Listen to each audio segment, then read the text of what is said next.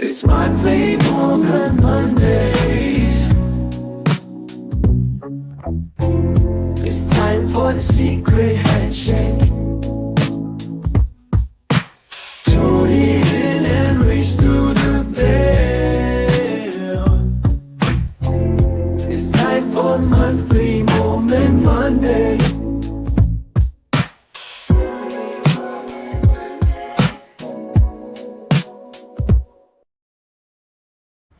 Today we're going to talk about UFOs and Mormons in UFOs and Mormons seeing UFOs and whether or not UFOs work with Mormon religion. This is Paranoid American, and that's Heidi Love from Unfiltered Rise podcast. How you doing?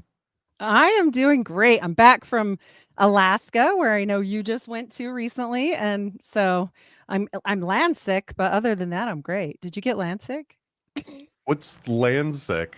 Is that when you just I'm don't great. want to come back from vacation? Well, I mean, clearly, but no. It's when you get off the boat and you're fine on the boat. It's like seasick, but on land, and your ear crystals get all weird, and you feel like you're still moving on the I've never boat. even heard. Okay, so feeling like you're still moving the week or two after I got back, if I was just to like sit here like this talking to you, Mhm. I Mhm. swear it was feeling like I was like Yes. swaying back and forth Yep. for a while, Land but sick. it didn't feel sick. I kind of liked it. It was kind of weird. Oof, I don't like it so much, but, I don't like being dizzy, so I'm definitely land sick. I never get seasick, funny enough, I'm fine. My mom, she gets seasick, so I guess I'll take the opposite. Speaking of my mom, shout out to her, because without her tonight, Heidi would have missed it. Yeah, and happy birthday, by the way. Happy Thank belated you. birthday. Thank you. I thought this was tomorrow, but I'm happy it's tonight and it's fun, so I'm happy to be on. And since the last time we did a show, you've had an episode that came out on the confessionals, and you had one that just came out a couple days ago on tinfoil hat. So you've made it, right? Yes. You've got the Lambo. You're like, I Right, assume yeah. next you're going to be on. When's the Joe Rogan date? Is that next month or the Right. month after? Oh, I mean, highly doubtful ever, but hey, I would do it if I could, right? Like that'd be fun. But yeah, people were tagging me like you should do one with all these famous people. I'm like, right, okay, hook that up. Like I don't know how to do that. How's the reception been? Have you been looking at the comments of either of these things?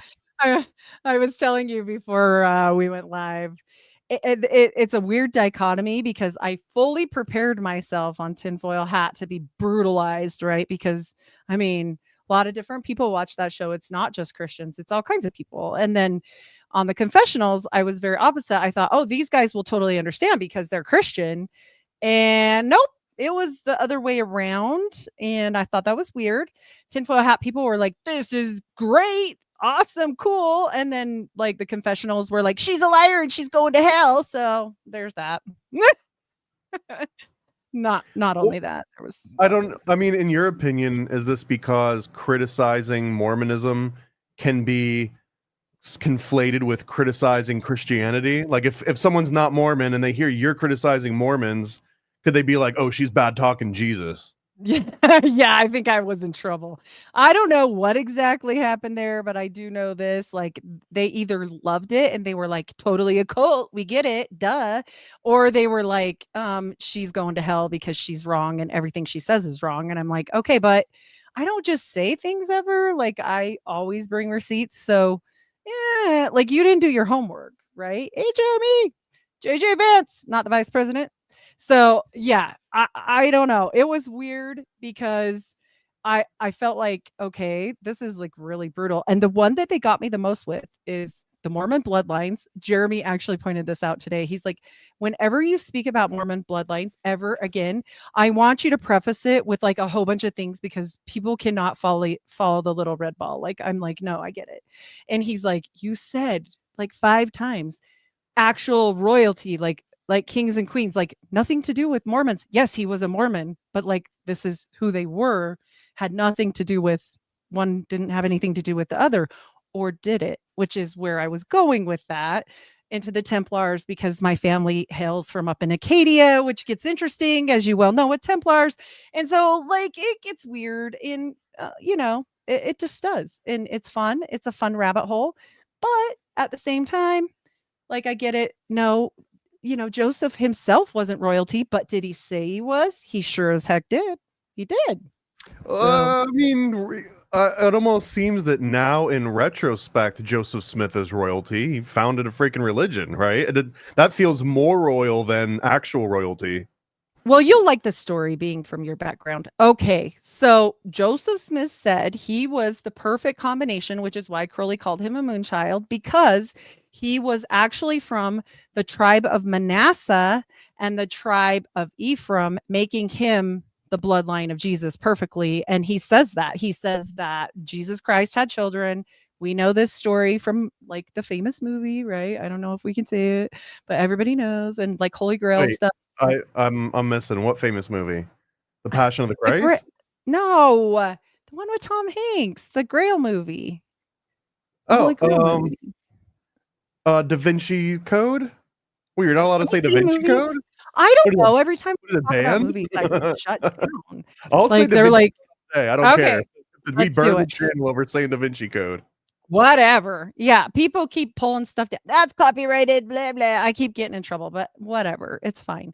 So Da Vinci Code clearly has this narrative, but the Mormons really jumped on the bandwagon with this because Joseph Smith himself said that this was like his thing. And I'm sorry, like I don't know how to make this less painful for people, but literally he said that Jesus had 3 wives, and that's why they're all supposed to have 3 wives, and that's why you can't go to heaven without 3 wives. And so this is not my rules. Like I didn't make this crap up, and neither did I make up the weird toad story, which was the second thing they just crucified me over. And I'm like, listen to me, people.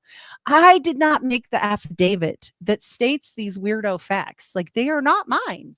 I wish they were mine, sort of, because they would be cooler and I would make them better. Like, I don't know. But yeah, it is what it is. Psh. So, Hurlbut affidavits, Toad Story, don't know what to tell you. Someone's asking in the comments, where did Aleister Crowley say this? Well, and I just did a Oh, quick search. It's in the Moonchild book. It's in the book itself. absolutely. It- And he was fascinated. We did so Joel Thomas and I on Free the Rabbits, we did a whole comparison with Crowley and Joseph Smith. And this comes up time and time again. And I'm sorry, you guys, like they themselves, and if you look up specific dates and important dates, Joseph Smith was born on December 23rd. He was born in a call. Like he was coming from magical beginnings, whether you guys want to call it folk magic or Solomonic. I don't care. I say Solomonic because it's more correct. But this whole call birth, when you're born with the intact sac and the waters have not been broken, it's a big deal. And so for the magical world. So yeah, check out that episode. It was really good. So I don't know. So there you I go. didn't It's, make it it's up. in the Moonchild book. So we didn't make this one up. I Only don't all make the it other up. ones. Yeah. Yeah. I'm like, I wish I made things up because I would be more clever, but I don't Moonchild, yeah. know. Well, Moonchild is a fictional book, Sure. although all the characters were based on real people that Crowley knew and like their little inner dynamics. But yeah, of course, it's a freaking fictional book. He's talking about invoking demons into pregnant feti. Yeah. So I don't Yeah. do. Well, let me just ask: do you believe any of the actual Moonchild stuff? Like you bring a pregnant lady out into the Oh, desert and you bang under a certain astrological sign, and like a spirit wandering the desert jumps into the baby, and then you give birth to the Antichrist. You're nodding yes. it's Like, yeah. pretty cool Nephilim shit. Like I just, think that possibly it couldn't jump into it, but maybe have an attachment, right, per se. And then as the child grows, if there is a point where there's a weakness after a certain age, right? We all argue about this age. In the Mormon church, it's 8 after the age of innocence is over. If you were like this wicked Damien, right? Like, I don't know. It seems possible. Like people believe in guardian angels, but they have a really hard time with this other half, right? And what does God say in the Bible? It says, don't trust these spirits because they're familiar spirits. And why do we call them that? Because they know you. They know you miss your brother or your uncle or your son, and they're going to come as those people. They're not going to be like, "What's up? I'm Pazuzu." Like that's not happening unless you're Crowley, and then it did. But whatever. This is fun too. Just searching online for did Aleister Crowley talk about Joseph Smith? Look at this on the front page results: the Joseph Smith Aleister Crowley connection with Heidi Loves. So now you're like, There it is. you get to reference your own claims as proof. This is a There it wonderful is. There it thing. And is. look, here's proof. Yeah. There's proof. There's the that it's proof. here. I said it. No. I actually, and I got the worst review I've ever had on my own channel, which I was like, actually, this is hilarious. But if y'all watch me and you haven't reviewed me on Apple, do a kindness and go rate my show and give me like an actual review, because it's a little rough. But the people were like, this know-it-all dumbass girl that thinks she's so smart. And I'm like, look, I never said that. I just said I spend a lot of time researching stuff. And then she's like, and she never shuts up. I'm like, clearly you have not delved into my show enough to know that. Like, I already know that. But they're like, never lets the guest speak. And she just has these pearls. This is the actual quote: pearls of wisdom after everything. And I'm like, listen, nobody says shit to Joe Rogan and Sam Tripoli when they interrupt and have a conversation, which is what I like. I don't want to be preached to. I want to have a conversation. I want to have some fun. Like, that's so boring. No. Sometimes getting be that. preached to can be fun. Yeah. I mean, that's what church is about. That's the whole point. You go to church. That's why I don't go. That's why I don't go. Yeah, Yeah, I don't know. okay, just in case anyone is still wondering, like, what chapter, what verse, here's Moonchild. One of the many different Mhm. covers, is not the original cover. And right here, here's an actual quote. And one, the character Lisa sees, and then it basically is this whole description of Joseph Smith. And they're talking about red Indians or Israelites, the Neophytes. And he actually specifically says the man Joseph Smith. And the thing is, you know, Crowley hated all religious people because his dad died from a horrible issue. And then, you know, he probably could have got better if he just would have went to the doctor, but like he didn't, because they prayed for him. And anyways, he had a beef with the church the rest of his life. So he hated churchy stuff, but he freaking loved Joseph Smith. So y'all tell me what's going on there. And this was one of his other connections to Mormonism, was a guy named Matthew McBlain Thompson, who was a Mormon and he was a Freemason and like contemporary to Crowley. And I guess that this is part of what kept Crowley That guy's interested in Mormonism. fascinating. We should do that actually someday. That guy and another lady that started a whole cult. Fascinating. There's so many offshoots, right? Like, we could do this all day. That's why I don't make up anything, because it's fascinating all by itself. I don't have to make anything up because it's out there for everybody to see, right? Like, I don't have to do anything but quote it. And somebody did say, she's just reading Rough Stone Rolling and she's not doing a good job of it. I'm like, cool story, bro. Like, clearly there was a whole book written about this. So your point is, like, I mean, I'm not making it up. So there's that. Another Yeah. interesting from this wiki page on Matthew McBlain Thompson, and it says, in his confessions, Crowley writes that he received a shower of diplomas from Bucharest to Salt Lake City, with Salt Lake City being a reference to this guy Thompson. So yeah, Crowley often wrote about Mormonism and Joseph Smith in particular. Yep. It is what it is. And if anything, it makes Mormonism cooler and it makes Crowley cooler. It's a twofer. It's okay. And like I always say, look, people want to magic it up. Go magic it up. But here's the deal. You better know what you're doing, because every one of these people that magic it up, I don't think they had good endings. Like, other than Hubbard, I will give Hubbard this. He kind of slid out of all the other issues, right? He did pretty good for himself, and he didn't blow himself up, and he stole Jack's girl and like all the things. So like, whatever, I'll give it to him. But like, everybody else, pretty bad lives afterward. Like, it's not amazing. So I don't know. It's a slippery slope. Even magicians will tell you Solomonic magic is really dangerous. And if you don't do all the things, which are really long and tedious, and purification and HDA, it gets into so much stuff that we can't, like, we would have to do 12 episodes. It's a lot. It's so much. Let's do it. Part 1 of 12, where it starts right now. Here it is. All right, I'm down. And Hubbard didn't get like eaten by wild dogs or anything, but he didn't go out necessarily peacefully in his sleep. He had a stroke. Well, wait a minute. Aphasia, and he wasn't able to talk for however long until he died. Did Jack go out peacefully? Yeah, I mean, I'm he went out terrible. doing what he Did you loved, catch it? Pieces, right? Because he peacefully. exploded, yeah, in pieces. Yeah. I'm terrible. Rest in peace, Okay, Jack so Carson. I don't think he blew himself up. Honestly, I think he knew enough to know better, and I think that might have had some planning with it. He did work for Howard Hughes. Did you know that? Do you know that? I've heard that, although I don't know, man. Jack Parsons blowing himself up sounds like the most logical I conclusion mean, to his entire life. That his whole thing was playing it a little bit fast and loose, right? right, but I don't know.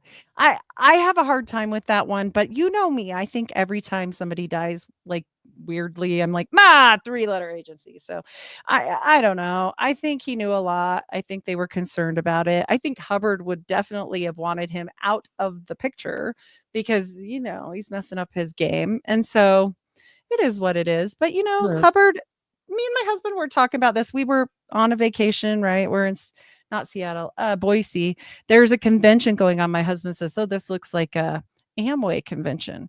And I used to do that stuff. And then, but to get to the top, From one yeah. cult to another. Right, Were right. you in Amway while you were I also was Mormon? never. No, my husband. And so he says, you got to dress up and you got to buy all the books and you got to write a book if you ever want to get anywhere. And I said, right. You do realize what you're talking about, right? And he goes, what do you mean? And I'm like, well, they're not making money off the actual product, right? They're making money off of everything else. So it's just Mormonism 2.0 and it's Scientology and it's all the things. And he's like, what? Like for a minute, he was like, wait, what? And I was like, yeah, it's the same thing. It totally works because Hubbard proved it. So, like, yeah, the model works. And he was like, I never even thought about it like that. And I'm like, well, there it is. Like, I don't know. What do Yeah. you mean the model works? You have to join the book thing and have the books delivered and it's really not about the money you spend on the products. It's about you have to have the newest book and you have to go to the conventions at 150 a pop back in the day when this was like 2007, I think he said. $150 a ticket to go to the convention. I said, "Well, can you skip the convention?" And he's like, "No, it's kind of looked down on."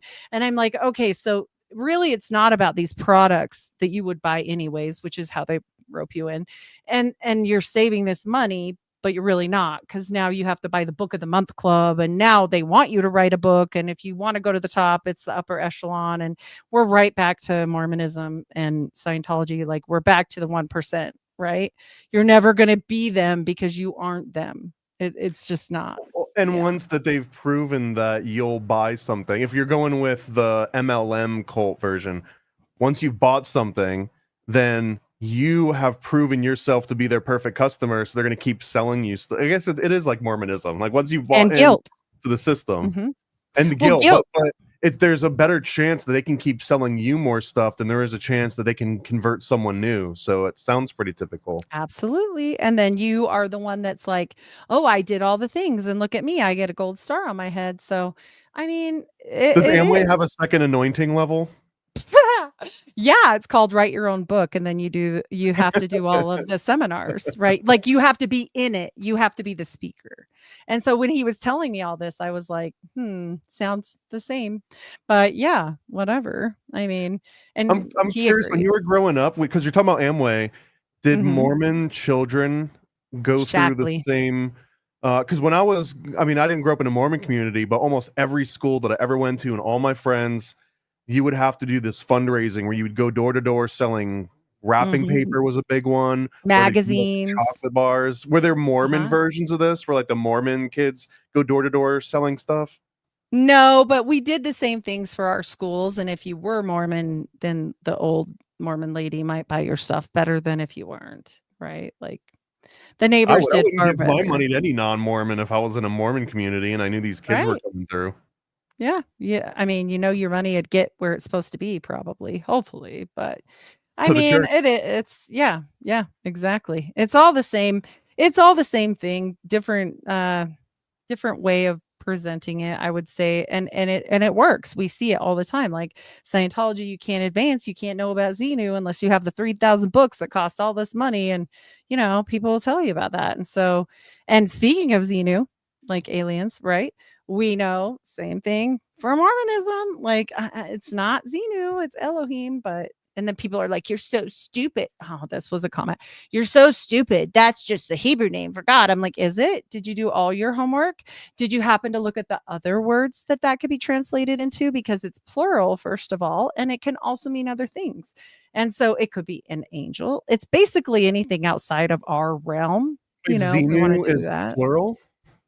Elohim. Okay. I thought, Xenu just another version of Elohim, the L. Ron Hubbard version.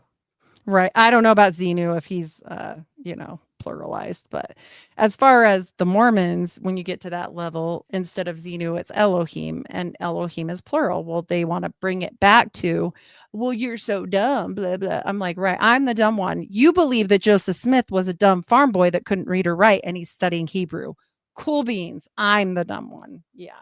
Sounds like a perfect thing, but that's all right. So Oh. speaking of Mormons and aliens and UFOs is kind of the topic today. Here, Mhm. this is all fairly new to me. I've heard of Skinwalker Ranch because they've got a TV show on Discovery, I think it is. And me and you collectively, we must know dozens of people that have been there and have interviewed about Skinwalker Ranch. Cards on the table, I'm not the biggest fan of alien and UFO theories. Never really have been. Ever since the X-Files movie. I think they kind of phoned it in, and the X-Files movie ruined me on aliens for a very Oh, long time. man. But this guy here, when I was just doing the most superficial, surface level research of Mormon UFO sightings, and this guy keeps coming up over and over again. This is Junior Hicks, Joseph Junior Hicks, who died 5 years ago. And he was from Utah, and he's kind of a legend within the Skinwalker Ranch community. That part was new to me. I didn't know that this guy was related directly to it. I don't know if have you ever heard of this guy before? So not this guy per se. I know with, Skinwalker Ranch that there's currently a Mormon that owns Skinwalker Ranch. Brandon Fugel owns Skinwalker Ranch. If you try to go there, they will shoot you. Just FYI, don't try and go on their property because they will chase you off of their, like, literally with guns. And so, yeah, that's some fun. But there are a lot of alien sightings, like quote unquote alien, right? I mean, it only makes sense. They're using a whole bunch of things here to generate like energy. I mean, we've got the spiral jetty, we've got all these weird, portal looking rock formations, we've got these weird cults that branch off of Mormonism. We've got a whole bunch of stuff here that just seems like, wow, we've got the desert and the mountains. Let's just have a party, right? And some salt water that's like the Dead Sea. So but yeah, Brandon Fugel, he's the owner now. So he don't And this fuck is around. He this is will a shoot post from you. Brandon Fugel, and it says Skinwalker Ranch team is saddened to hear of the passing of Joseph Jr. Smith. His work documenting UFO phenomenon at the ranch and surrounding areas leaves an indelible influence our continued efforts and research. So yeah, this guy was an OG Skinwalker Ranch Mormon. Which, I mean, there is a lot of channeling. Like, people don't like that word, but like, okay, these things that we do in the temple, they charge the house. Okay, I'm just going to put it that way. When you are charging the house and you don't understand what the house is, okay, you're literally putting that somewhere. Like, it doesn't surprise me that things happen here, right? So, I mean, it is what it is. I think that this topic in particular is interesting because one of my impressions of Mormonism so far is that it's, along with Scientology, one of the only modern religions that acknowledges space and planets, and not in a classical seven classic planets kind of way, but actually that you can travel to outer space. My favorite one is that there's Quakers living on the moon that came Yes, directly from Quakers. Joseph Smith, right? And This all the sun, there are people living on the sun. this all seems pretty groundbreaking for a religion founded in the 1800s. I don't know of a lot of other religions that talked about people living on the moon and living on the sun. So it feels like Mormons might be predisposed to be more accepting of aliens than almost any other religion. I mean, growing up Roman Catholic, I guess the impression that I got from that was that if you saw an alien or something from outer space, it's probably a demon or an angel or something divine or the opposite of the divine, and it's not an alien. It's not an extraterrestrial. Well, you know how to check, if they're evil. You got to check the cloaca. You got to look real close. You actually have to shake its hand, because that's what they say is if you can shake its hand, then you're in the clear. And I'm like, that's hilarious. I wonder if that worked for John D, but whatever. And when we look at this stuff, I think, they also obviously talk about, okay, we're all going to be gods one day and we're going to own our own planets. We're going to make our own planets. So they have a lot of crossover talk, and that possibly like this inter-realm, like, oops, sorry, we bumped into your realm. Like, we'll leave now or whatever, and the Jewish do this too. I mean, they'll talk about it. So, yeah. Those Jewish. I mean, now they say there's we just got banned from saying that. Yeah, probably. Yeah, but they do say there's this was from, and I can say this because this was actually from a Jewish person that said, we try to stay out of areas that are dirty, like bathrooms and whatever, because there's so many demons in there that literally, if you could see them, they would be all over you, right? That's from just underground tunnels for us under the streets of New York City. Just a clean one. Right. And I mean, there's been some really interesting papers. I had Dr. Richard Spence send me one about alien like lights and different things here in Utah, of course, and talking about this kind of stuff. And it's called Lights in the Sky. And I just find it interesting that a lot of this stuff is not just accepted, but actually kind of proven with mass numbers. And when we're talking about a religion that chose their next leader after Joseph because their dead prophet translated into Brigham Young, and they saw Joseph Smith and that's how they chose Brigham Young. I mean, why are we scoffing at anything else, right? I might scoff a little at the concept of proven through numbers. I mean, it's not like you get to vote on reality. Right. If you fool 99 people in a room full of 100, you didn't necessarily create reality, although you can be perceived like you did, right? Have you ever seen a UFO in your entire life? No, I just saw, what is it, Space Link or something like that, and that scared me once. Like a satellite floating by, and you were... Yeah, they were just like all those lights, and I was like, whoa, what is that? Okay. But I think we're living in a unique time right now because you can actually look into the sky and find an anomaly like, oh, that's not there. What's that thing moving? But I assume in the near future, once Elon Musk has a complete mesh of satellites completely surrounding us at all times, you're always going to be seeing weird lights and weird things moving in the sky. And it would be hard to pick the one out that's not normally there from all the ones that are always there. Granted, I mean, I get that one, but what about back then? I don't know. There's no shortage of Mormon UFOologists and UFO. Here's another one, and I don't know any of these names before we looked them up today. This guy, Frank B. Salisbury, inventor of the Salisbury steak, I believe. And he grew up in... That's not true. I just made that up. Are you playing? Yeah, I'm making that up. But he grew up in Salt Lake City. He served in the Army Air Force. He was a missionary in Switzerland, Mormon missionary. And he also wrote about UFOs. Member of the Church of Jesus Christ Latter-day Saints. Endorsed creationist arguments. And then one of his books was called The Utah UFO Display, a biologist's report from 1974. He also wrote in 1967, The Scientist and the UFO. So there's not a lot of other details on him necessarily, but he clearly believed enough in UFOs to write about them a few times.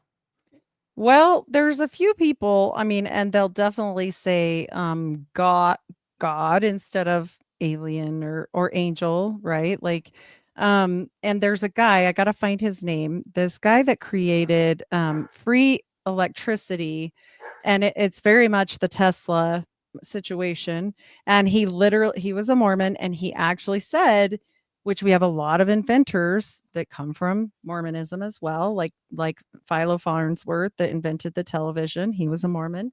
But this particular guy, I'll find his name. He said, "I will not sell my free energy stuff because God gave it to me."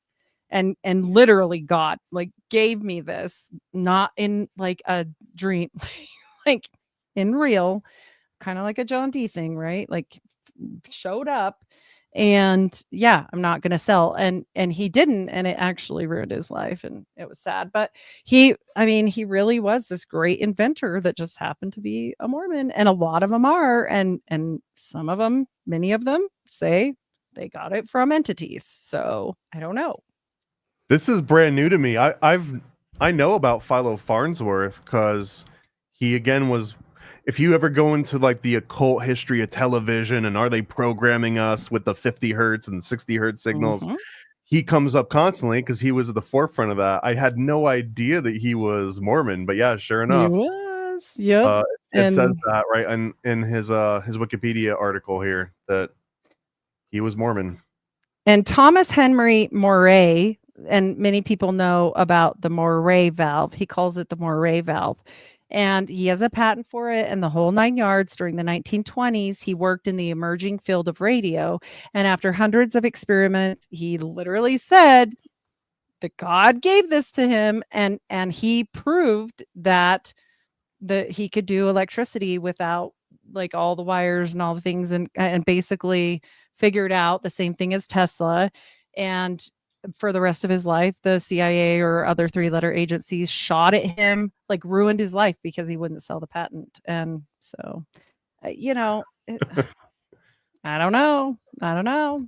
I looked this up as when you were mentioning the Mormon and free energy. Mormonism as a spiritual energy harvesting system. I could kind of believe that. Like just I mean, Mormons are just looshing you, but looshing you for their purposes instead of the real energy, I guess. yep. Spiritual parasitism, feeding off devotion. Okay, fair. Well, I think that this was yeah. written by AI. I see all these M dashes in here. Mm. So But does it- also, if you know about, okay, why the hell would people do a sigil, or why would they do a magical, um, any kind of magical thing? And especially if you don't know why you're doing it, right? If you have no idea what you're doing and you're doing it anyway, you're powering something. And so where is it going? And I think they have learned a lot about harnessing energy. To your point, I do. I think that that is my whole point of being upset about the way they handle things, not about Mormons themselves. Like I've said, it's porch Mormons, right? They don't know what they're doing. I didn't know what I was doing. Nobody knows. But at this point, the top echelon does know. And I do believe they have learned to harness energy. I mean, I do. And I do think that people can make energy. Like, otherwise, why would anybody ever do magic? Why would it continue? It would have died off. Like, come on. PA is Mormon, Heidi is ex-Mormon. Let's get this straight. Heidi is the Exmo. I'm what we call a Mamo, which means that I may be a Mormon one day, but not today. Not today. Not today. He's learned. He wants the Mormon to go back to Metal Mormon when it was Joseph Mormonism and they did magic, but they're lame now. So when you first started telling me about treasure hunting and using dowry rods to like dowsing rods to find Mhm. caverns, and that they were using sigils from old grimoires, and they're reading old occult books from John D. Yeah, I'm on board. Like I realized if someone had told me growing up, this is Mormonism. Mormonism is all about grimoires and ancient Enochian magic and sigils, it would have been a huge selling Been a point for me. sale. Yeah, but They could but have they had a killed sale, it. but they screwed it up. Yeah, they killed their own sale. They were like, we don't sell that stuff anymore. We don't believe in that. That was our old generations. So once Mormonism comes back around and they say, you know what, planets are back on the table. We've got magic dancing frogs that'll knock you out and all Mhm. this other cool magic stuff, then I might be more open to Mormonism. But right now, it almost feels like all the parts that I find the coolest, if I showed up and asked about it, they'd be like, Nope. "Oh, that you don't do any You're of that." crazy. What are you talking about? Why would you bring that up? That's a lie. And to the point of, salamanders, somebody mentioned the great white salamander. Well, that was redone. And why was it redone in that way? Well, the salamander, especially a white salamander, not forged by the flame, Templar idol, like these things, and it's a representative, and we get into alchemy and all these things. But like if you didn't know that and you just thought it was this thing, I mean, it looks much better than a witch's familiar, which is a toad, or about the story of Baal, which, I mean, if we get into that, there's toads involved and transformation into a man with the Baal story too. So, or Baal, however you want to say it. But we talk about these things that are ancient, and people say that's not true. Well, I hate to tell you, I didn't write it. Like it's an affidavit. And when they're doing this stuff, they're burning people at the stake or hanging them. And I just don't think you'd want to go on record to be like, yep, this happened and blah, blah, blah. But also, it's completely there for the courts for the rest of whenever until it burns down or something. So why would you go on paper with that if you're putting your life at risk? And also they say that family hated the Smiths. Funny story is his sister married a Smith after. So no, null and void. Sorry. He also borrowed the horse and buggy and all the things he needed that were black from these people to go get the plates. So I have a hard time with that one. I think they were friends, That's where he stole his rock.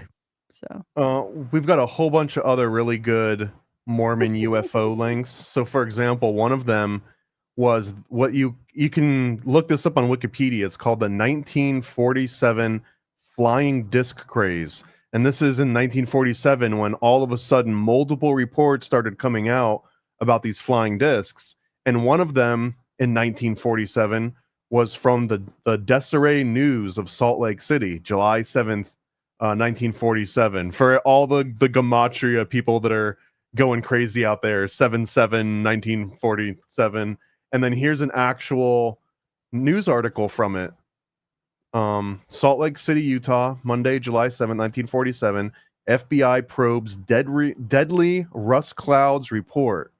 And this is talking about the writer gave the source of his information as an officer of a Soviet tanker that was recently in Los Angeles harbor. And they're talking about this atomic plane that was 18 inches thick. And it's essentially UFO. We're talking about these flying saucer UFOs. And this is almost 100 years ago, right? This is just shy of 80 years ago. Well, and the thing is when we get into all of this stuff, I mean, all of the people even connected to Howard Hughes that we know about that are involved with the JFK stuff and the Mormon Mafia stuff later, they're all part of one of the main things for UFOs in the first place. The Guy Bannister, we've got Mayhew involved. We've got all these people involved, and they all know each other, and then it goes into Mormons again. So yeah, and Hughes had his own hangar at area 50, what is it, area 51, whatever, the main one. And so it's weird, why would they? It's like they all know something we don't know, clearly. And I don't put that past anything. Do I think it's an alien? I think it's just other dimensions. Like I'm all about those dimensions, if you read Steiner's work, I don't know, I think he had some knowledge there, but whatever. Steiner, one of my favorite philosophers, named after one of Santa's reindeers. Oh yeah. And then if you're talking about Area 51, Mormons do have their own version of Area 51, which is Granite Mountain Record Vault, right? You've been there. You go there on weekends. What's that place like?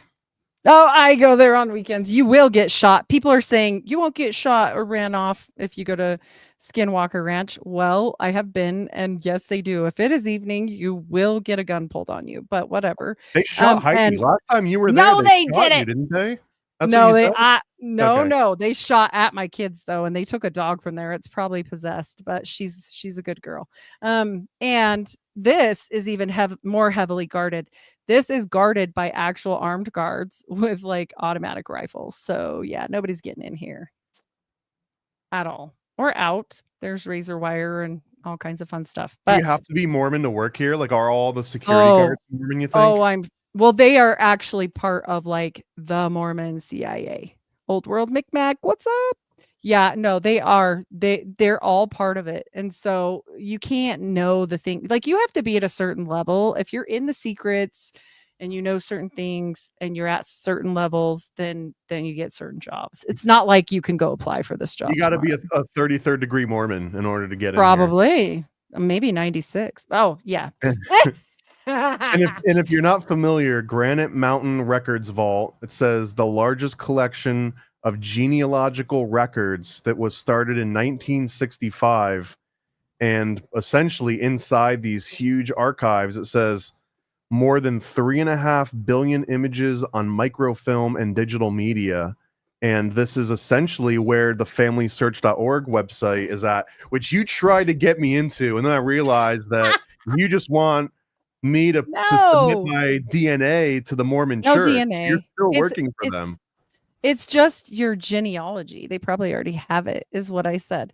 But yeah, no. The thing is about this, and this is how Mormons will get around this. They'll say, we don't own 23andMe. We don't own any of these places. I'm like, right. But everything you do own pours into it. And why is that? Well, do you know how this was all formed? FamilySearch.org was formed under Howard Hughes, under Bill Gay, under Hughes Dynamics. He started uploading all of this to the databases early on with computerization. And where did they get those from? Where did they get all this information? Well, the Nazis had it. So they made a sweet deal with the CIA after they got it and IBM. And they were able to retrieve all of the punch cards from the Holocaust. And yeah, so that's a real story. Bill Gates' mother was involved on that. And a lot of times she gets skipped over. If you put in, did Mary Gates work for IBM? No, she didn't. She was only on the board. So yeah, way more important. I think it's wild that the history goes from 1894, which is when they founded Family Search, one of the first websites ever, the first website in 1894. 1924, they start translating into multiple languages. 1938, they begin to actually do like government style archival. 1964, the first family center opens that you can go and do your own thing. And then from 1964 to 1999. So there's just a gap of about 3 decades, a Huge. full generation. Mhm. Like what were they up to between Um, 1964 and 1999?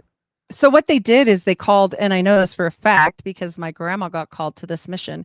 They would call older people to these genealogical missions. And this is why I know so much about this, because she was one of those missionaries where she didn't go anywhere. She just stayed home and she was just killing it on the keyboard all day long, inputting all this information for the church for free.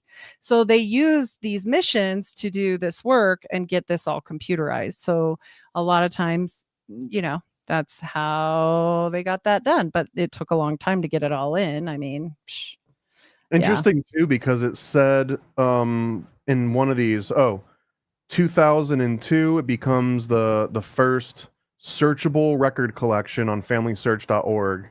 And I believe this is also when they start digitizing things, was about in 2002, which coincidentally, I believe is about the same year that the United States military began to digitize their records, and they moved away from filing cabinets and physical, because I was in the military that exact moment, and it was the most inconvenient thing ever. I would have to go and file for some waiver or whatever, and the records were like sometimes in the computer system and other times they weren't. And if it was before a very specific date in 2002, it was like, oh, we got to go and pull those from the actual filing cabinet. So Mormonism and the military both digitizing all their records at the same time. Is that just a coincidence? Well, actually, Bill Gay started that way earlier than that. So this was actually done while Howard Hughes was still alive. It was started with Hughes Dynamics, and he got pissed when he found out Bill Gay did this and started kind of a sub company without his permission. And he said, shut it down. He's just wanting to put all of those genealogy files in for the Mormon church. So shut it down. That was like one of his quotes from the books. And so it just, yeah, he was already, I mean, I'm sure it wasn't nearly as good as what it became, but there were it was all like the very startup of some sort of computerization, clearly not a real computer, but maybe it was. We always know that the 3-letter agencies have things way before we do, so it makes one wonder, right? Like, who knows? And Bill Gates and the Mormon Gay. Church Yeah. got Yeah. into a bidding war for Oh. like this huge chunk of farmland in Utah Mhm. too, right? Yep. Oh, and the Gates family, well, so I think Shelly is on here. She's told me some things. And also I got another email just barely where there's connects with the Gates family and Mormons. So, not just with money, like going back to Dartmouth. And I have not had time to deep research this, but it was a very interesting email that I got from a family member who sent me their family tree and was like, you need to look at this. And I was like, oh, that's very interesting. So, I can't say for sure, but I can tell you it says it goes up through, let's see, and she herself is a genealogist through Eliezer Wheelock. And so, I don't know. So it's interesting because we know the Wheelocks were in with Dartmouth, and Dartmouth goes in with the Mormons, and it just goes into a whole big thing. So here's another one, another interesting one. So I'm sure you've heard of Project Blue Book, not Project Blue Beam, mind you. Blue Beam is where they stage a second coming or a nuclear war or an alien invasion or whatever in order to get everyone to combine forces again. But Project Blue Book is a U.S. Air Force program that investigated UFO sightings 1952 to 1969. And it says here that it was the third in a series of studies on UFOs following Project Sign and Project Grudge. And in part of this Project Blue Book, there is a reference to a Salt Lake City connection here. Hold on, I've got it that I'll pull it up. But like there's just so many more connections to Mormonism and UFOs than you might expect on just first look.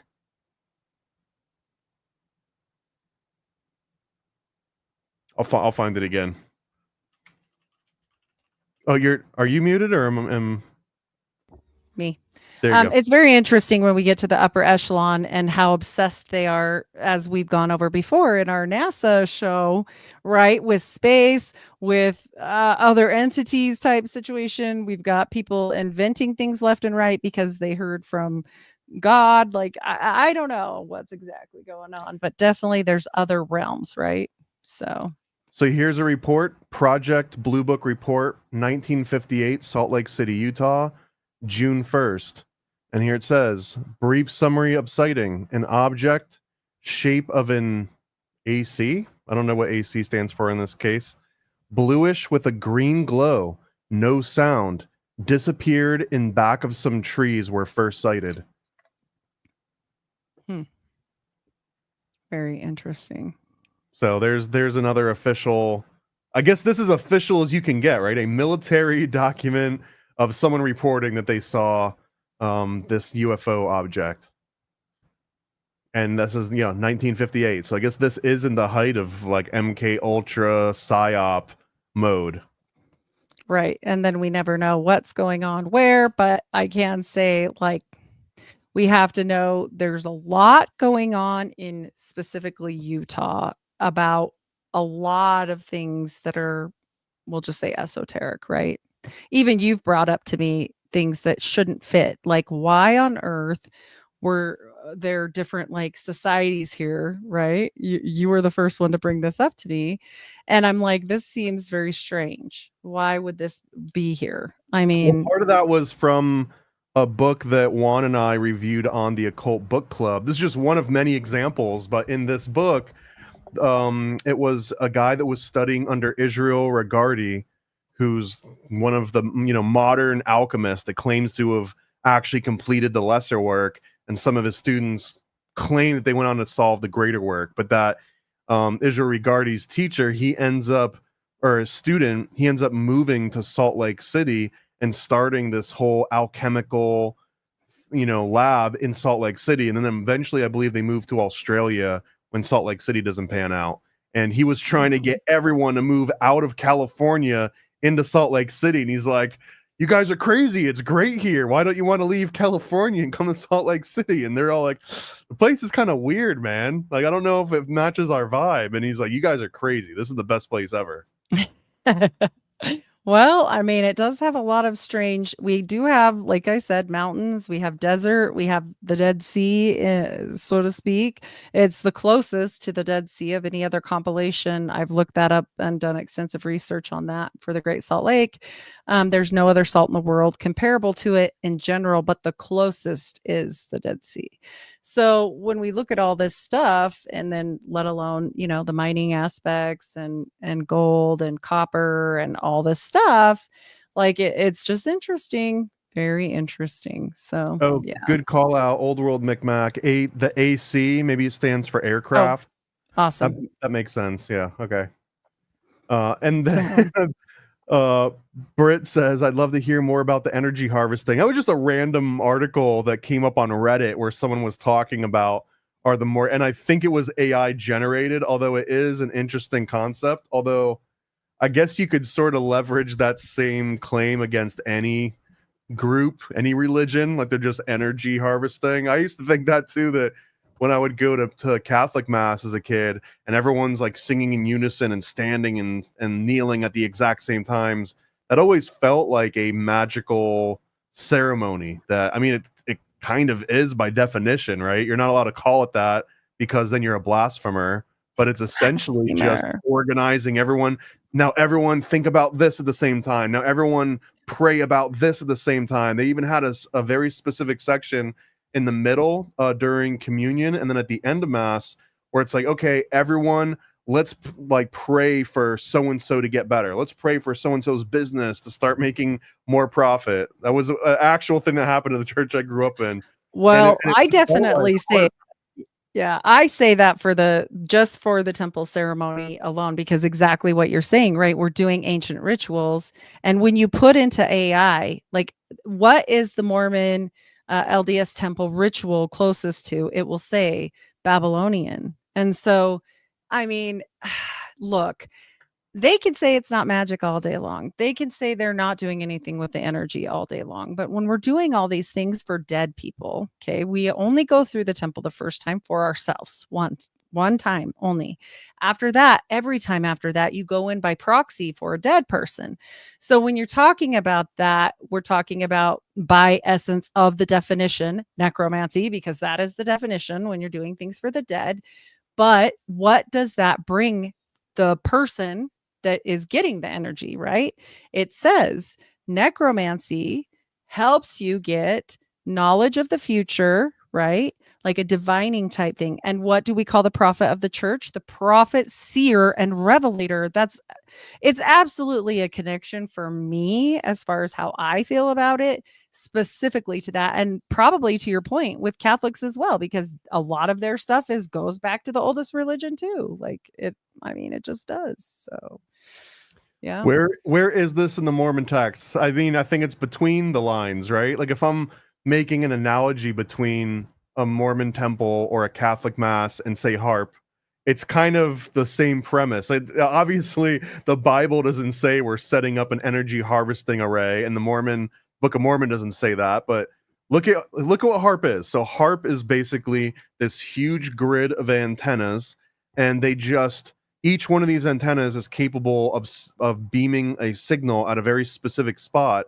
And what they do is they just get hundreds of these antennas to all focus on the exact same spot. And with so much energy being concentrated in such a tiny area, it actually heats up the ionosphere and it causes it to thin and separate. And by doing that, not only did they let some of those nice rays back in, ozone, they split it up so UV comes in, but also it can change the direction of communication. So if you're leveraging the ionosphere to bounce signals off of, if you can spread it out a little bit, you can change the trajectory and you can misdirect signals to either interpret them or to break up other people's signals. And that's the on the books definition of what some of these HARP sort of experiments are about. And I'm personally and just extrapolating that to say, and that's exactly what happens in a Catholic mass. It's exactly what happens in a Mormon temple.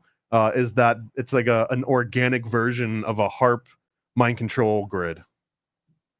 Well, I mean, people can call it a joke or whatever all they want, or like harp or whatever you want to say. Like They say here, this lady is a joke. They're not calling it a joke. They're calling you a joke look, right. personally. But what I'm saying coming out of my mouth isn't my information. It's your church's. So who's the joke? Obviously you must not have done your studying, because nothing that I ever say doesn't come with receipts. So unfortunately, most people don't do enough research to understand anything. So they just say, oh, just like Juan used to say, right? Like he got sick of stuff because some person would come on and do some stuff like that after like we've done hours and hours and hours and hours of research and reading and studying. That's fine. You can think whatever you want. You're not going to hurt my feelings, but you just make yourself look a little uneducated because you're not looking at the full picture or what we're saying. Like can I prove it? No. But if you've studied into old religions, and I'm talking the oldest religions, you might be enlightened a little bit. So let's do more Mormon UFOs. This is another from the 1947 craze. July 12th, 1947, a 9-year-old and his family were flying a 2-seater from Vegas to Salt Lake City. UFO sightings and the crash near Roswell were big news. So, I mean, part of that is that it's in the news everywhere. So now everyone's like, I want to see the next UFO. And it says at 3:30 p.m., a group of silver-colored disc-shaped objects zipped past the Page's plane, coming within 50 feet of the aircraft at the same altitude. It was a near miss. At first, we thought it was birds. We just saw movement. My husband turned to where they were going, and they zoomed away like crazy. It kind of got scary when we turned towards the direction, and they just disappeared. So here's a family in 1947 that were flying that claimed to have encountered not just one UFO, but a whole series of UFOs that just disappeared once they tried and get their eye on them. So I don't. These kind of reports don't necessarily convince me, but it absolutely shows precedent that there is something within the area around Salt Lake City in particular that did have people claiming more UFO sightings than elsewhere. Very strange. And then they told the story to Frank Salisbury, again, the guy that invented the Salisbury steak. No.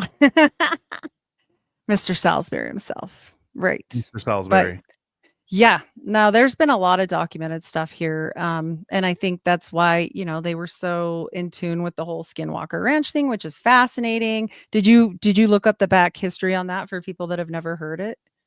On which one? The actual Skinwalker Ranch story and like what happened there, like the original. Can you give us a summary of it? I know I've heard it from a different sources. We definitely do an actual pull up because they're wanting all their receipts tonight. So I don't want to. I treat this like Walmart though. It's like you don't get to check my receipt. I'm just walking out, and you're not allowed to touch me. Otherwise, I'll sue the corporate headquarters. There you go. Well, okay. So it had a lot of cattle mutilations, and it gained a ton of notoriety for this, right? Like there was unexplained, like they would go out and they were almost vampiric mutilations where the blood was all gone, but there was no marks and all these weird things. And so, it was weird. And this was before it was ever owned by a corporation. These were just real farmers. These were like regular people, ranchers that were just not into any of that stuff, right? But it's definitely linked into Native American folklore, specifically with Navajo, which is why they're talking about skinwalkers on that. So we look at that and we see that there's been a lot reported in that specific area, especially at that specific cattle ranch. And so it's situated in Uinta Basin of the northeastern Utah near the border of the Navajo Nation. And so, of course, they've had tons of sightings resembling skinwalkers from like humanoid type creatures, and also all these mutilations of animals and different things, to the point where the family just were kind of tired of it, and they wanted to sell out because it was pretty traumatizing for them. So Yeah, so the yeah. early stories of the Skinwalker Ranch was about people that had just purchased it and were trying to get back out of it, I guess. This is pretty common too. There was a story about I'm sure you've heard this, and I'm sure a bunch of people in chat have heard this. It was about the underground lizard city in LA. Oh yeah. Mm-hmm. Have you heard about this one? Yeah, the Oh yeah. underground lizard city beneath Los Angeles, with an advanced race of lizard people. Legend gained traction in the 1930s when G. Warren Schaffelt, a mining engineer, claimed to have found evidence using radio X-ray, and here's a map of it. I guess it won't bring it back up, but if you look into this story, the guy owned the land, and originally he bought it because he wanted to resell it as part of he was a little bit late to the game on the gold rush, but he's like, hey, I'll buy this land and I can resell it and flip it, make all this money off it. And it didn't turn out that way. So I guess the official story, the Rockefeller educated story, is that he was just thinking, okay, well, if they don't want to buy it because I can't prove there's oil or gold here, what if I say there's an underground city of reptilians? Maybe then someone will buy this land. So it might have been a marketing strategy to offload this land that he didn't want anymore. And if he could find the right, I guess, mark that would be like, would you say underground alien city? I'm in. Here's the money. I'll buy it right now. That might have been part of the strategy. And it sounds somewhat similar to some of the origins of the Skinwalker Ranch story, where a family buys property, maybe want to get out of it, and now all of a sudden, oh, but there's aliens here too, and there's all these other sightings. Maybe that will spur the economy a little bit. Yeah, it's possible. Although they really didn't want to. I know for that particular family, they didn't want to leave. They were pretty upset and traumatized over it, and it kept happening. But of course, as we get into anything like this, there's three-letter agency activity. Like you said, we're at the height of MK Ultra stuff. Like, are they pushing a narrative? Is this happening for that reason? We just will never know. But unless they declassify it, fascinating. I wish they would. Well, and even if they do declassify it, does that prove anything, or is that just Yeah. here's the military's version of the story? Right. That's true too. Yeah, maybe it's just all going to be, whatever they want it to be. But I do think that, dismissing a non-written people is really unwise, because I think some of the best stories that we have that exist into this type of stuff continue through the non-written people. And it's funny that they're the same in Alaska as they are in Utah, but yet they didn't travel back then like that, right? And so clearly there was something going on, but what it was, I can't say. So yeah. And we've got some clever people in comments. They have discovered it is in fact Tuesday Yes. as we record this for monthly Yes. Mormon Monday. But it's such a catchy name. It's a good It is. We can't get away from the name. We can't. We cannot do it. Yeah. And I just think it's really important when we look at anything, right? Especially Native Americans and or Native even Canadians. When we're looking at this stuff, they are the people that seem to keep these stories, flowing throughout the years and years and years, and they don't falter. So these are really important for them. And so to just say, well, that's ridiculous because they're non-written people, I think is a super disservice. And actually, it's ridiculous because at some point there were many, many unwritten people, right? Like Muslim, there's all kinds of them. So yeah, I don't know. There's a slight hint to, and this is in Mormonism in general, but Skinwalker Ranch gets some of this. But what it's it's called a fallacy of the noble savage, and this is like, well, if the Native Americans did it and they were clearly perfect, and they never got anything wrong. They didn't lie to people, and they didn't have psyops or any of that. Like, they were just pure of heart and spirit, which I don't believe. I don't think that's true at all. But that does end up becoming a point of debate sometimes, where someone's like, "Well, here's evidence that the Native Americans believe this thing. So what are you going to argue with that?" Like, I will. I'll still argue with that. I don't think Native Sure, we Americans, could. they didn't Well, have it I all mean, figured out, clearly. but we can't just chuck it out because they're not written people. Like, I think that's What ludicrous, you know? again, point Mormons is that Mormons were some of the first, and this might be a Definitely. little bit controversial, but were some of the first kind of Western explorers that actually acknowledged Native Americans and at least preserved in their own way some of the belief systems. Like Joseph Smith clearly was inspired by Native American folklore and mythology and incorporated that into some of his beliefs that kind of expanded to Mormonism. Absolutely. Well, and they were great at keeping records, like you said, like they push that even to this day, but it has hung them multiple times. So I just, I don't know. I think that we have to look at it all as a whole and say, okay, what is this to me? What is this in general? But this one here is just, this guy's kind of going on and on and on, and it's just silly. Like, if you're a Mormon, go to your Mormon channel. You shouldn't be watching this. It's Exmo material. Got to get out of Well, here. no, So, this is Mamo material too. I'm on the well, I'm kind of market. I'm over it. courting. They don't want So me. I'm one of the I, few that's like, I'm interested, and they're like, we're not. yeah, I'm definitely over that. But I mean, it's just not helping for the show for any of it. So yeah, take your Mormon business elsewhere. I don't care.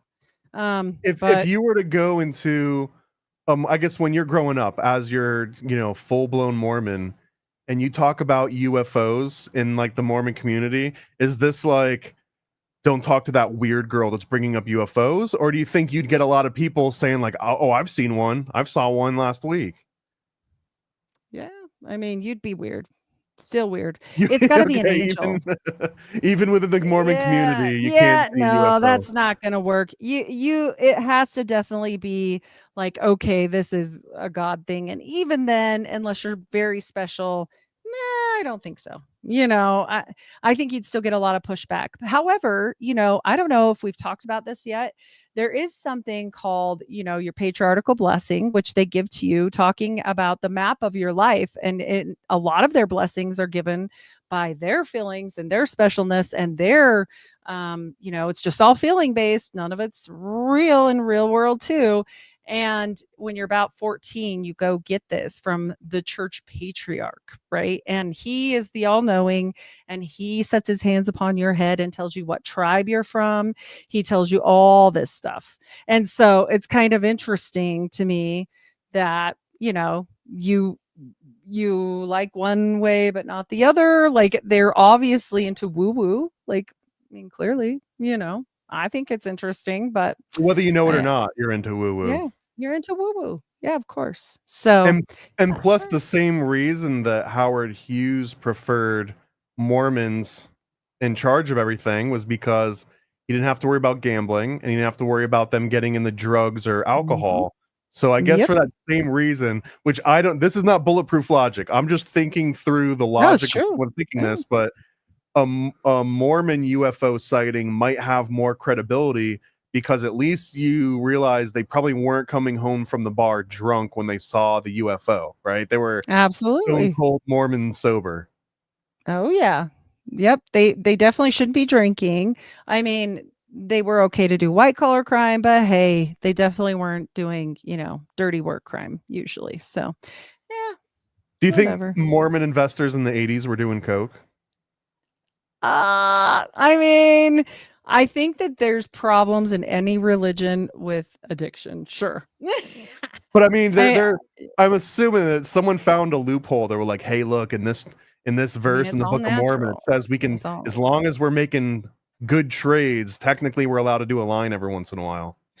They do say, if you are prescribed it by a physician, you're in the clear, and that's to this day. So, yeah. So, could be benzos, could be oxy, could be any of those things. So, meh. Drunk Mormon and UFOs is going to be our next country album that we put out. Let's do it. Let's do it. That's funny. Yeah, for sure. I don't know. I think that, there's been a lot of Mormons addicted to things, and I've said this in the past, which is kind of sad because of the doctoral part of it. Like, yes, they won't drink alcohol, and yes, they won't do certain things like smoke or drink coffee, but if the doctor says it's okay, it's okay. And that's what I do. I work at a behavioral hospital in lockdown, and I think it's kind of sad, what we see there. I think it's kind of enabled at some point. So in the 80s, do I think so? Maybe so. They were a little more loosey-goosey with the oxys and stuff back then. So I have no idea how to pronounce this. I'm going to say sure. Uinta. Do you know how to Uinta, the Uinta Basin. Yes. What do you know about the Uinta Basin? The Uinta Basin is out where we were talking about, like in that, I think it's the northeastern part, right? Isn't that? I think that's right. So, but no, not a ton. A lot of UFO stuff out there? Yes, so the Uinta Basin is southeast of Salt Lake City. I've got a map up. If you're listening, you won't see it. But Salt Lake City is in the top left part, and then this is just under the border to Wyoming, under the northern border of Wyoming. So in the Uinta Basin, they have drilling. Yeah, they do all kinds of drilling, but there's also apparently some claims of like energy activity here that is sort of adjacent to UFO technology. Ooh. The highest point in Utah, which is at Kings Peak, is included by this Uinta Basin area. The Uinta Indian Irrigation Project, the Moon Lake Project. That kind of sounds like it's alien involved. I'm just making that up, but it does sound like that.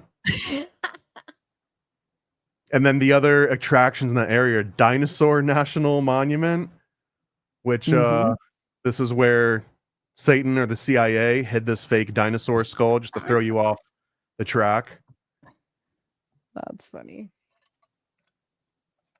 So I mean, this is actually pretty interesting. Like, you've got one area right by Salt Lake City that's got dinosaur bones, it's got UFO sightings, and it's got claims to harvesting some sort of energy.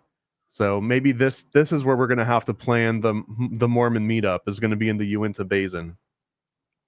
Well, I'll tell you, even before they got to Utah, I mean, they were doing some weird stuff. And Joseph Smith was buying Egyptian, so they say, mummies, and storing them at different places and keeping them to display and whatnot. So maybe he was trying to know some other things too back then. I don't know what he was doing with all that, but that's real. That's a real story. So, and before anyone's like, where's your receipts? Here you go.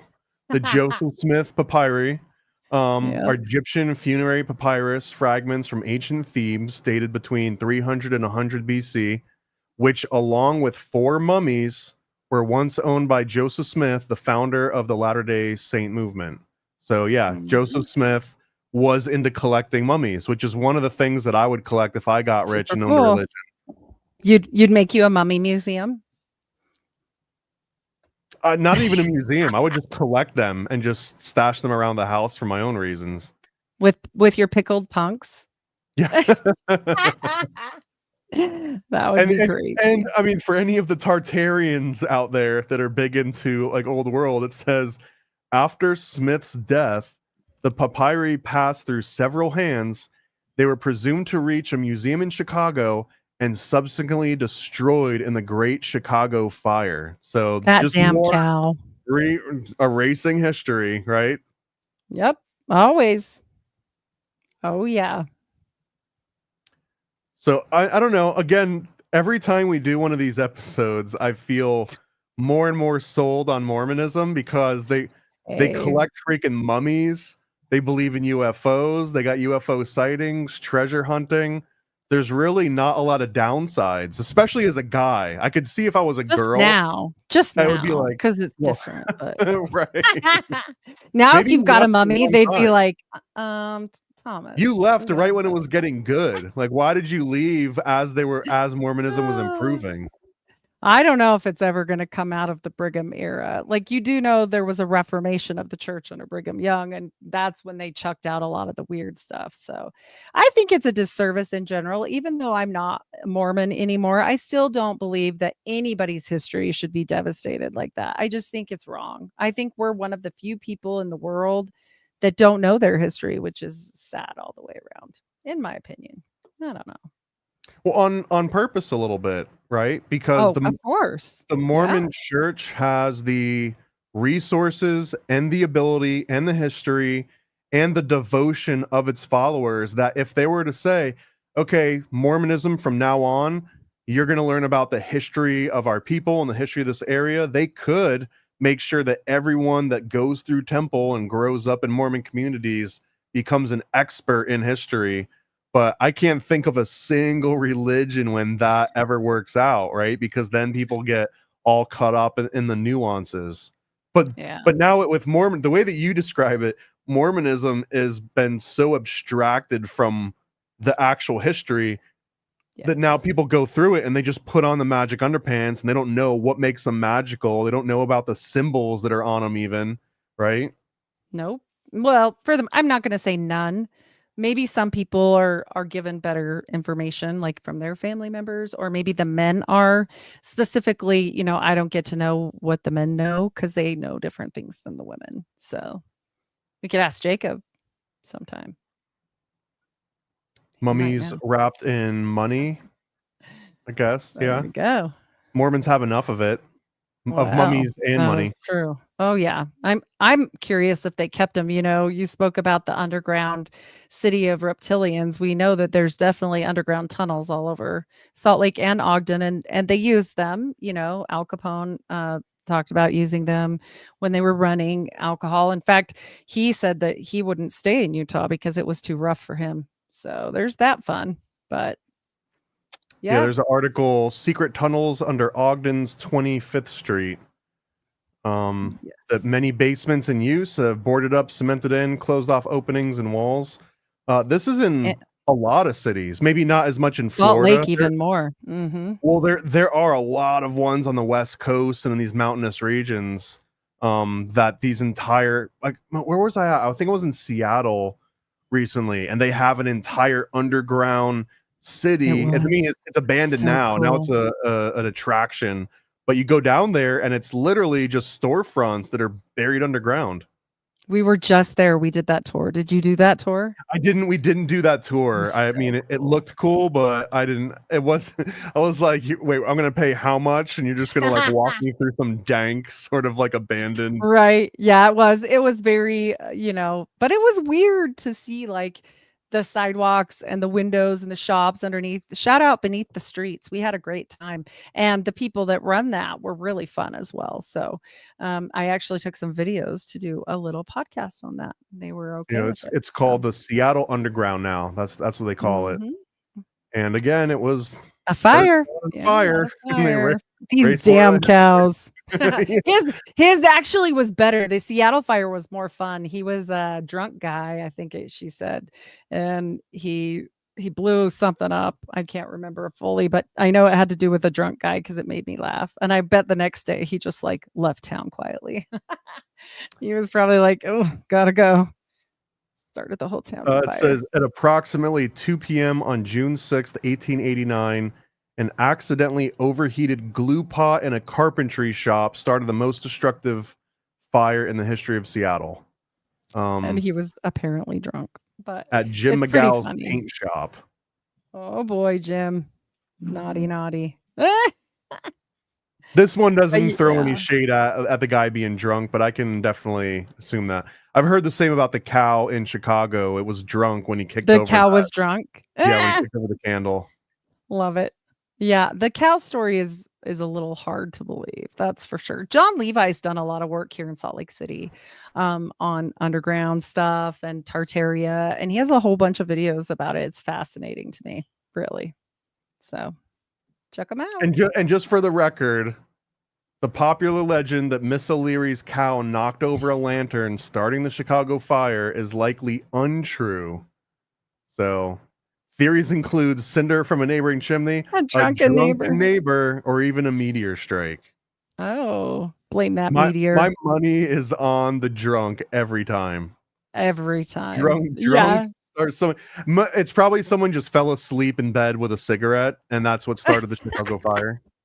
Oh man, could you imagine burning down the whole city? You wake up and you're just like, "Oh my gosh, the hangover. Whoa. What Well, again, happened you don't here?" see that happening in Salt Lake, right? Because no one's allowed to Oh, smoke or drink, so you're not going to wow. get a Chicago fire in Salt Lake. There you go. Oh boy. Yeah, it's funny. I don't know. I don't know what truly happened to all of our cities, but it's interesting. It's always the same thing. So, Well, I think that yeah, this for has been a sure. fun one so far. UFO and Absolutely. Mormonism. I didn't actually think there was going to be that much crossover, but it's wild. I mean, even the Philo Farnsworth thing, that blew my mind. I didn't know about that until today, that he was also a Mormon. So, no matter where you look in occultism, in the UFO world, in the world of the CIA, the mafia, Scientology, Alistair, like all of these, if you look far enough, you'll be like, oh, they were obsessed with Mormonism in like the inner echelon of all these different groups. And we're not just talking about, oh, there was a Mormon guy that just happened to work there. They specifically said, hey, these Mormons will be very useful for these reasons, because the way that they were brought up is to just do what authority says, don't ask Yep. questions, don't drink, be reliable. They're consistent and predictable, right? These are all good things. Yeah.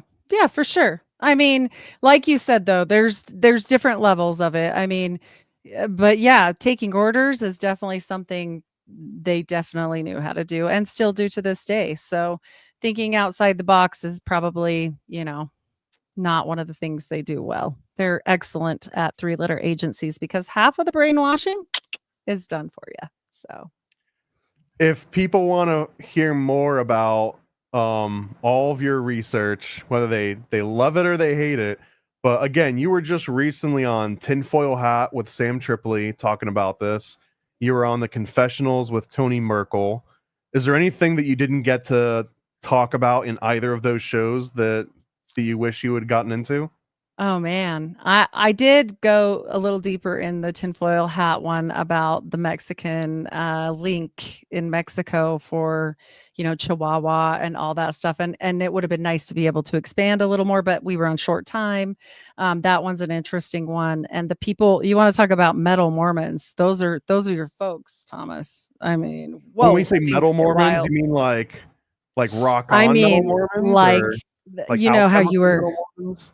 No, no. Well, possible, but the people that will kill their own brother and keep that feud going. Oh, Oh, yes, they the did. Cowboys, The Cowboys. Cowboy I Mormons. know you love that stuff. So we should definitely do one about that sometime because it gets wild. And they stayed true to their polygamous roots.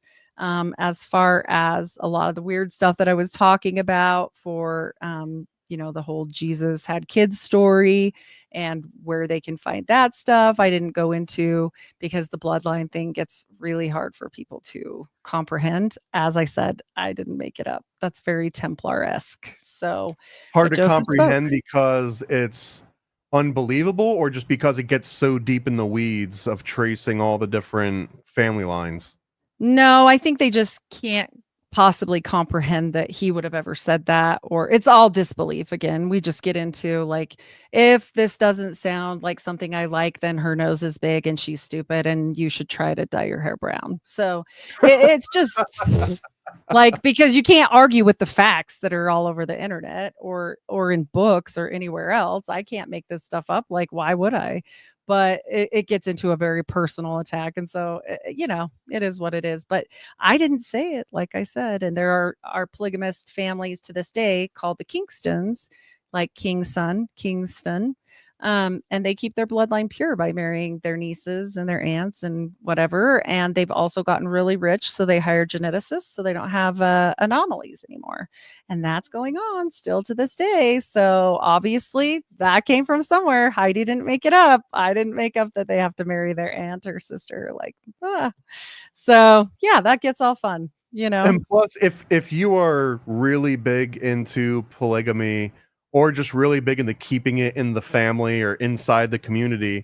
This gets off on tangents, but an interesting note is that just because you keep reproducing with the same gene pool, it doesn't necessarily damn all of your offspring for life. There's actually a certain cadence where it's like, once you notice that the kids are starting to come out a little bit dumber than they should, then you can just kind of switch off and go branch out a little bit for one generation, and then go right back into that same sort of inbred pattern again, until again one comes out and their eyes a little droopy, and you're like, all right, time to back off the Oops. sauce and venture out a little bit. Yeah. Yep. Well, and now they just completely do it with genetics. It's wild to me, but these things go into Egypt, right? We get back into some of the oldest religions and some of the oldest thoughts, and some of these things are really odd. I will definitely sign up and be the first to say, for sure, that's weird, right? And absolutely, this is the truth. Yeah.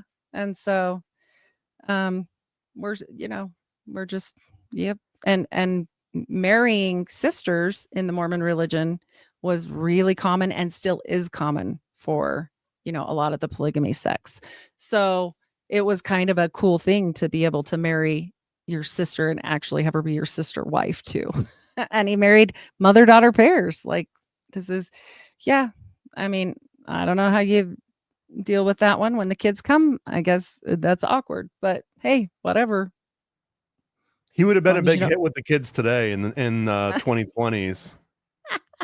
Like hooking up with moms and daughters. Like there's an entire Oh, website man. dedicated to that. Yeah, there's shows on that, right? There's like full shows on that. I think there is, but yeah, we just never know. We never know, but all these weird tangents and things that we throw out there, like this is just books and stuff. Like I can't make it up because it's too great.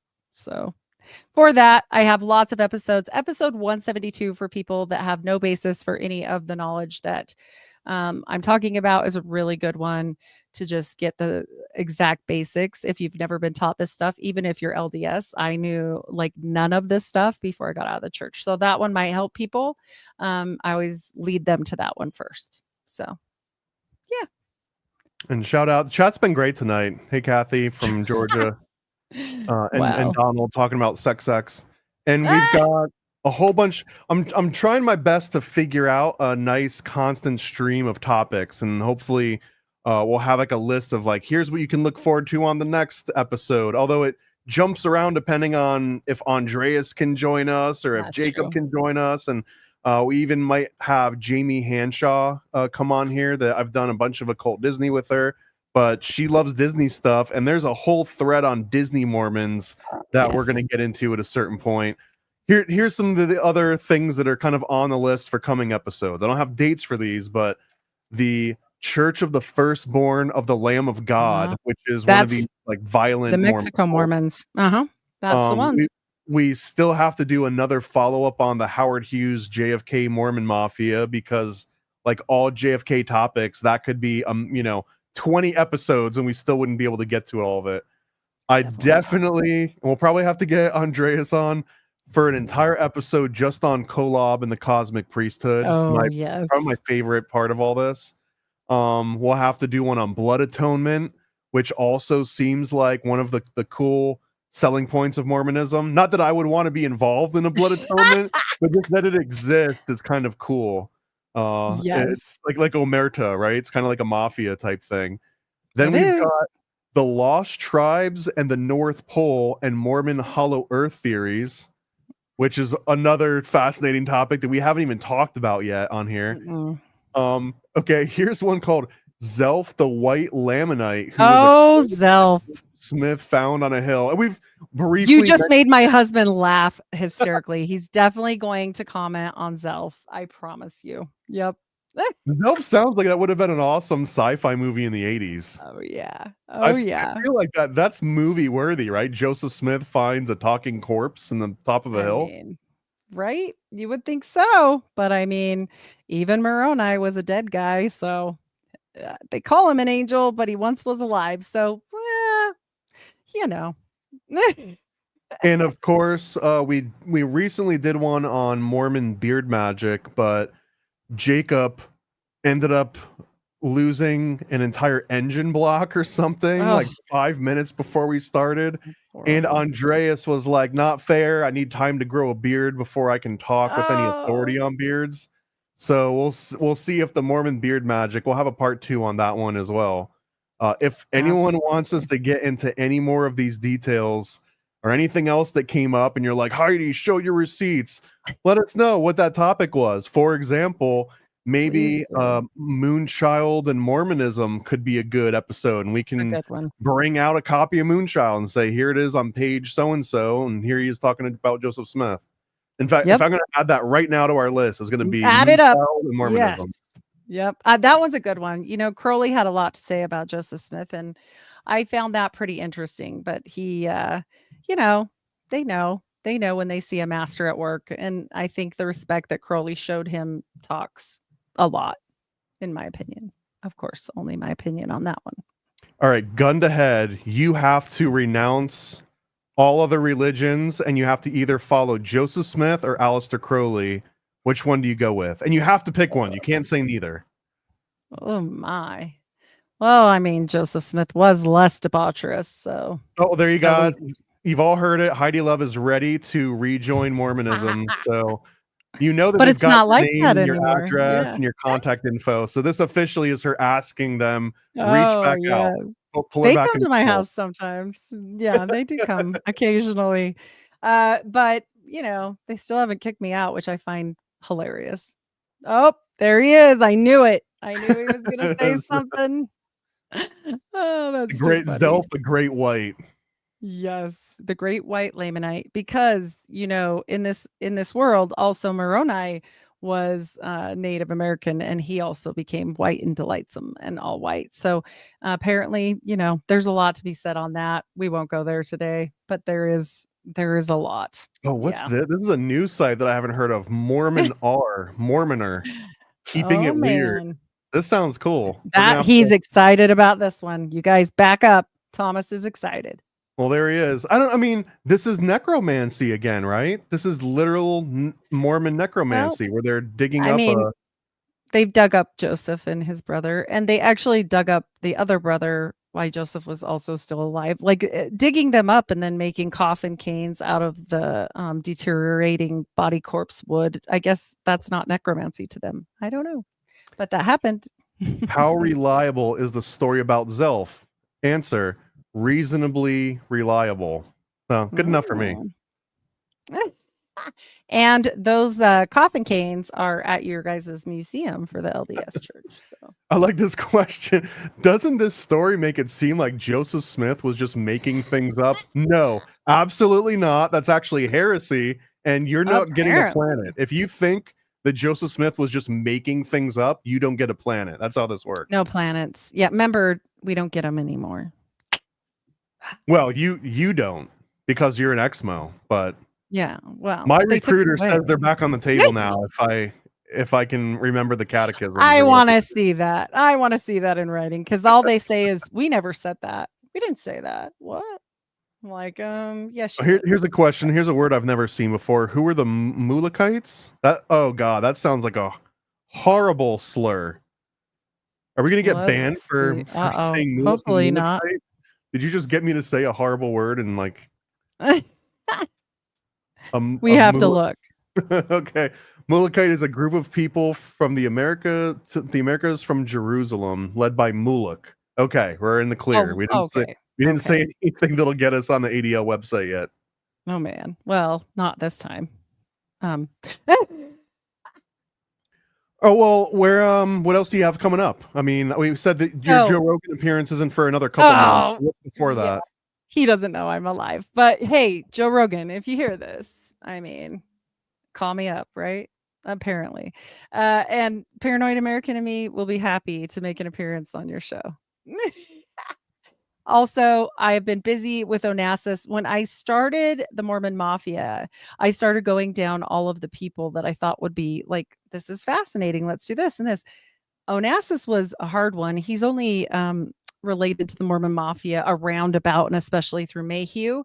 But Onassis is fun all on his own. So, yeah. Well, and his dad's name is Aristotle and his son's name was Alexander. Whenever you get a family like that, I mean, they know some things, right? So Onassis is coming. The next one will be Sins of the Father for Father Kennedy. We will definitely be talking about him and Chappaquiddick. We can't go anywhere without talking about those fun things, right? And I don't know if you know this, but I did start a solo show called Lucidity. And it's just my information dump show. It got pretty good reviews. I've done only one so far, but I figured, hey, why not? So just in case I need it. And you did mention the word of the day, which was Onassis, and you can't talk about Aristotle Onassis and not talk about his whale penis upholstered bar stools. Oh, so it's a real thing. It's real. Aristotle Onassis had this yacht, which ends up getting sold a few different times to some elites, and he outfitted this bar with actual whale foreskins called dork skin, because a dork is a whale penis. So, better known as whale foreskin. So he created this entire bar, and in the background, you can't see it in this particular photo, but it has like these sexual scenes of all this debauchery happening inside his whale penis bar. So that's just something that the Onassis family was into, Jackie included. Well, Jackie, if you read the book Nemesis, Jackie is an interesting character if what is in that book is true, which, I mean, he has a lot of receipts himself. So I found it very interesting, including speaking about other women's genitalia in great depth in front of others. So that was fun, but whatever. I like to definitely go over all of the family, and we'll keep going down that line to just see what we can see, because it's fun. And like I said, as for me, Heidi Love of the Unfiltered Eyes, everywhere podcasts are served, you will definitely always see me here with Paranoid American, sometimes twice a month, mostly once a month. It depends on what we're doing. And we like to do this show together to give you guys some Mormon information, sometimes on Mondays, sometimes not. And for the record, I'm not really on the market to become a Mormon, but I do think that Mormonism is incredibly relevant for anyone that cares about American history. Like, it is very uniquely American in some ways. So I think that's my fascination. Plus, they were able to take Freemasonry and sort of steal it and reconfigure it, and then they basically turn people into Freemasons without them knowing that they just became a Freemason. I don't know. There's something Talk about hoodwinked. Talk about hoodwinked. I mean, at least you guys get to know later, right? Not me. Maybe. Not me so much. I mean, but yeah, I think that's a good way to explain it. And the Templars again go into this, and Martinism, I think, is a fascinating trail that it leads, but of course unprovable. The Templar connection, so many people try and claim that as some sort of a link to the past, like, oh, my ancestors were incredibly important because they were Templars. I don't know if anyone's really been able to prove lineage. Even the Masons tried to do that for centuries, and then eventually they gave up. They were like, all right, guys, we can't. They didn't have the receipts that you have, right? So technically you have, Heidi Love has more receipts than all of Freemasonry did for 2 centuries. Ouch. That's not fun. All right. Well, if anyone, what were you going to say? Oh, I was going to say, but it still continues to this day. So there we go. If you want to hear more Mormon stuff, go back through the catalog of Monthly Mormon Monday on YouTube. It's also a podcast. If you just go to where podcasts are sold and smuggled, just search for Monthly Mormon Monday on there, and you'll find an audio version of all these different back issues. And remember to go to paranoidamerican.com. I got comic books and stickers and play action figures, and we just dropped the Illuminati comic. So if you missed out on that, if you don't even know what I'm talking about, you should absolutely go to illuminaticomic.com. It's a little pamphlet that breaks all of the background. I would love to do one on Mormonism, but I feel like it would be a hate crime or something. I mean, you see the love I receive, so. Well, if you want to collaborate on a Joseph Smith was performing magic booklet or something, we should talk about that. I think we should do it. It'd be fun. All right, chat. Let us know. Should we work on a Mormon comic book? I don't know. I feel like I'd get in trouble on that one of all the things. Well, Let's I do it. Let's do mean, it. Sounds if we fun. do the old stuff, right, they're just going to say, well, that was in the past. I think we're safe. Nobody alive. I think being safe would be if someone reads it and they put it down and like, wait, were they trying to sell me on Mormonism or warn me of Mormonism? And that would be the perfect balance between the two. That if you're so freaked out, you're like, that's so weird, I never want to go near that. That's okay. Or if you're like, that is so weird, it's so cool, I want to be a Mormon now, that's also okay. Right? Oh, Do I have man. co-sign that? That if there's a chance someone might get persuaded to become a Mormon from something that you did. I mean, I still will definitely say do not become a Mormon in fine print with a little caption at the bottom. But she doesn't mean it, guys. She wants you to become Mormon. How many you've got a Mormon body count, right? How many people have you personally converted to Mormonism for your own? But I got more out. I got more out now. But yeah, no, like before, I mean, I had kids, so definitely 4 kids no, 3, because the last one, she never touched it. And then I had multiple boyfriends. I was the date to convert girl during high school for sure. The Mormon Black Widow, they called you. At least 3. Mm-hmm. Yeah. Okay. So, and I actually feel bad. Like now I know why my ex-husband's mom was so upset when he got baptized. She was very Catholic, Roman Catholic, and not amused whatsoever. Well, we're getting demands for a 24-hour Mormon show. Oh my goodness. Maybe. We'll definitely have to pull Andreas and Jacob and a few others. We got to get a bunch of people. Yeah, we got to get a bunch of people together. Everyone likes debate shows now. We need to have like who do you think the biggest competition is for Mormons right now? Like if you're about to join Mormonism, but then someone across the street's like, wait, before you join the Mormons, is it the Catholic Church, or are they in cahoots now? I mean, they're never going to be in cahoots outside of the New World Order meetings, right? But I think possibly out this way, it would just be non-denominational Christian at this point. Oh, that's the worst. At least where I live, Where the worst kind of Christian is a non-denominational Christian. At least pick. That's what I am. You have 40,000 denominations to pick from, and you're going to be like, none of those are quite. It's like going to Baskin and Robbins and being like, I don't see any flavors I like. Like, come on. Well, guy. You do know that's how Mormonism was started. He didn't see any flavors he liked. Someone was like, which flavor comes with a planet? And they were like, what are you talking about? And he's like, that's it. I'm starting my own. Yeah, they're like, oh, that's interesting. Let's do that. All right. Well, we'll catch everyone at the next one. Make sure you tune in. If you haven't listened to Heidi on Tinfoil Hat or on the Confessionals, go listen and leave a super nice comment about how great she is and that Joe Rogan needs to have her on next. Right. And if you can, and you actually do like my work, go to Apple and leave a review. That would be very helpful to me. Thank you so much. All right. We'll see you guys in the next one. Bye. Bye. Paranoid. Yo. I scribble my life away, driven to write the page. Will it enlighten your brain? Give you the flight, my plane, paper the highs ablaze. Somewhat of an amazing feel when it's real to real. You will engage it. Your favorite, of course, the Lord of an arrangement. I gave you the proper results to hit the pavement. If they get emotional, hey, maybe your language, a game, how they playing it well without Lakers. Evade them, whatever the cost, they are the shapeshift. Snakes get decapitated, met is the apex.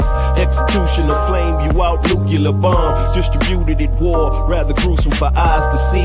Max them out, then I light my trees. Blow it off in the face, you're despising me for what though? Calculated and rather cutthroat. Paranoid American must be all the blood smoke for real. Lord, give me a day away, vacate. They wait around to hate whatever they say. Matters not in the least bit. We get heavy rotate when a beat hits, so thank us, you're welcome. Fuck the niggas for real, you're welcome.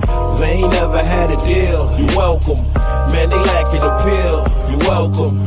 Yet they doing it still. You're welcome.